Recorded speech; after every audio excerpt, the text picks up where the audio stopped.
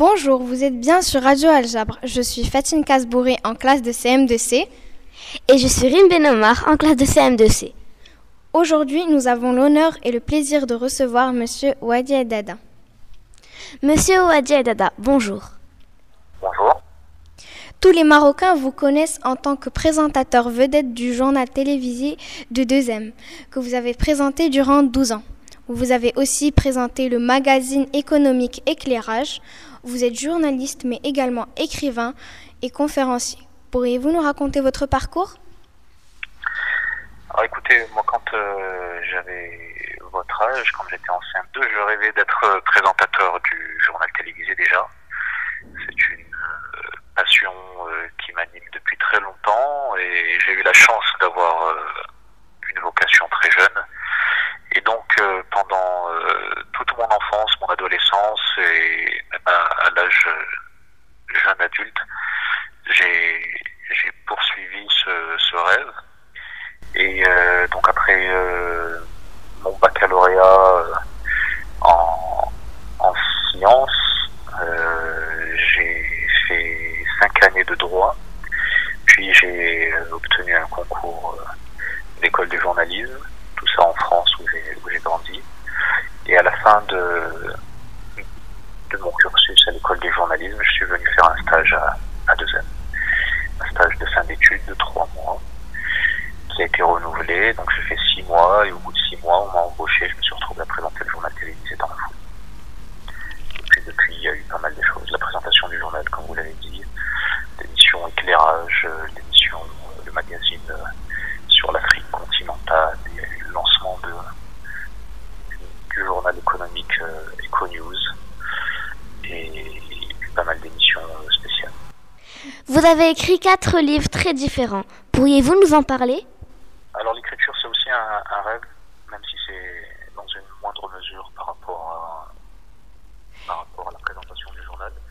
Mais c'est un moment d'évasion et c'est un défi aussi parce quand on est présentateur du journal, on raconte des histoires très très courtes, ce qu'on appelle des lancements, pour présenter les reportages.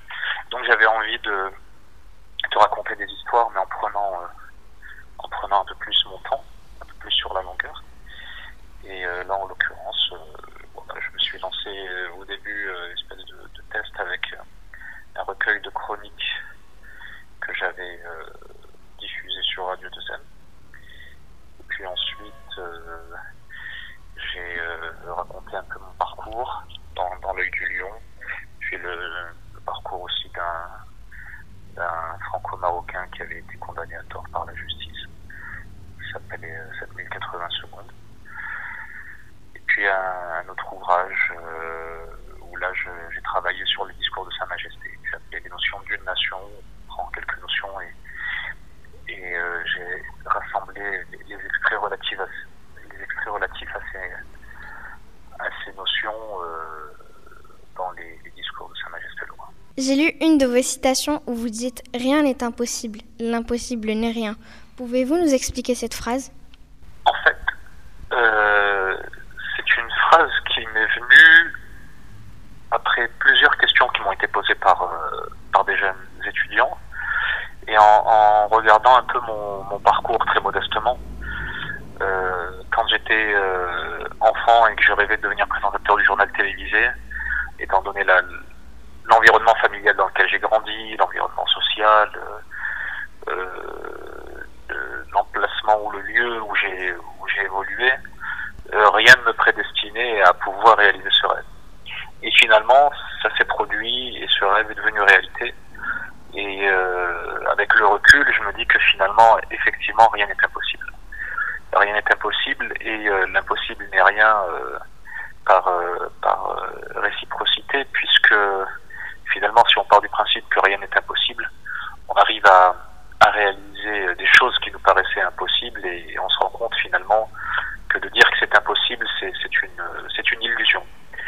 Peut-être qu'on n'arrive pas exactement à ce qu'on espère, mais au moins on se rapproche de ce qu'on vise et on parcourt un chemin qui est bien plus important que si on était resté immobile ou à se morfondre en se disant que finalement c'est pas pour nous.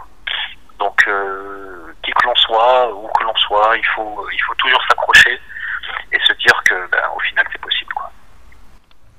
Le 20 mars, c'est la journée internationale de la francophonie. Que représente pour vous la francophonie?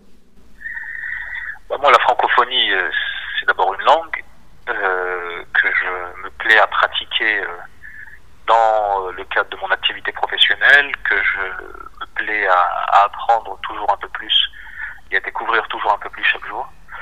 Et puis c'est aussi un environnement, un état d'esprit, histoire qui nous rapproche, qui nous rassemble. Et cette francophonie, par exemple, m'a permis de venir travailler au Maroc, dans mon pays, pays d'origine de mes parents, en toute facilité, en toute simplicité, parce que en termes d'adaptation, j'ai quasiment eu aucun effort à fournir. Cette année, le thème de cette journée mondiale est « Femmes francophones, femmes résilientes ». Que vous inspire ce thème?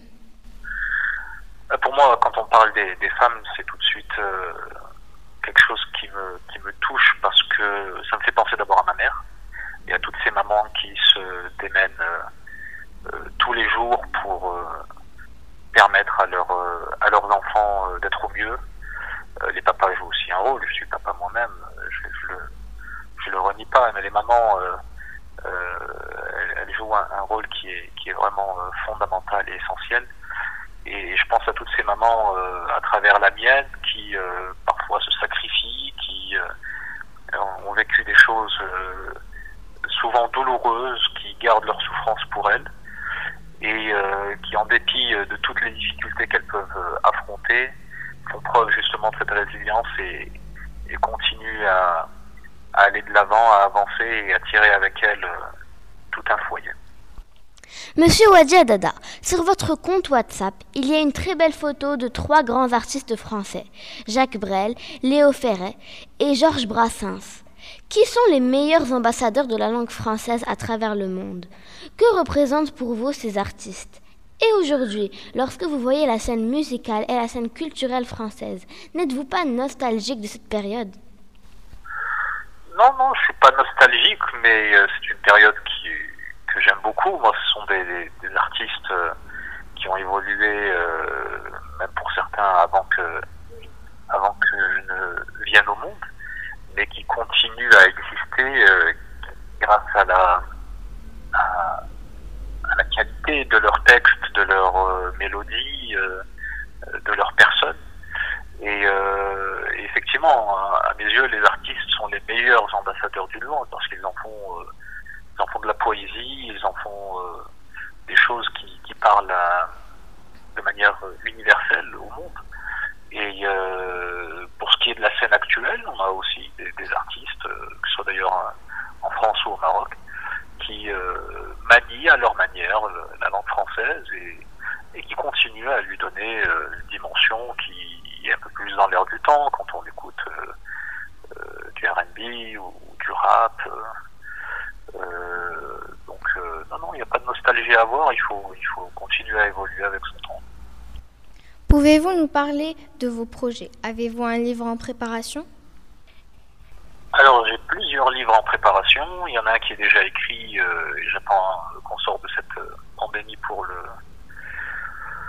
le publier. Il y en a un que j'ai commencé pendant le confinement et qu'il faut que je termine. Et puis il y a d'autres projets d'ouvrages qui sont un peu plus pratiques, autour de la prise de parole en public, autour de la croyance dans les rêves, autour de sujets qui m'interpellent, des essais notamment, que j'ai envie d'écrire. Donc voilà, tout ça est encore un peu brouillon dans mon esprit et sur mon ordinateur, mais je compte bien m'y atteler. Monsieur Wadji Dada, une dernière question. Quel conseil pourriez-vous nous donner à nous, jeunes journalistes en herbe de Radio Aljabre?